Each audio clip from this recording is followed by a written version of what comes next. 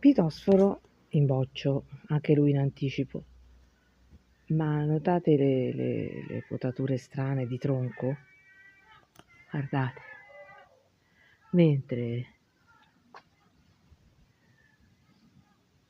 il grosso problema è che la pianta, per non ammalarsi, deve avere anche non solo luce, ma anche bisogna tenere sotto controllo i nuovi getti.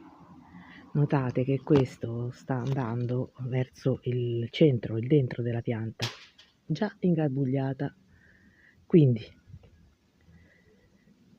questo gettino si può togliere con le dita e io non lo tolgo perché c'è il giardiniere, però vi faccio vedere come si dovrebbe fare.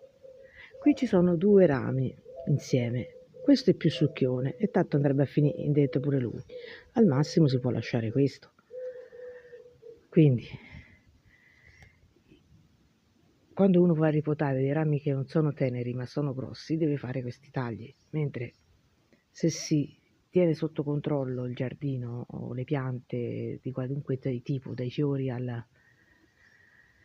alberi, ai cespugli, si evita poi di fare un lavoro più grosso con attrezzature più grosse, ma ci vuole la costanza, il seguire, mica tutti i momenti, però almeno una volta a settimana, dare un occhio una volta al mese, perché le piante vanno seguite se le vogliamo belle, se le vogliamo sane, un po' come i figli, che per volerli saggi come vorremmo li dobbiamo seguire, dalla nascita all'adolescenza e anche dopo.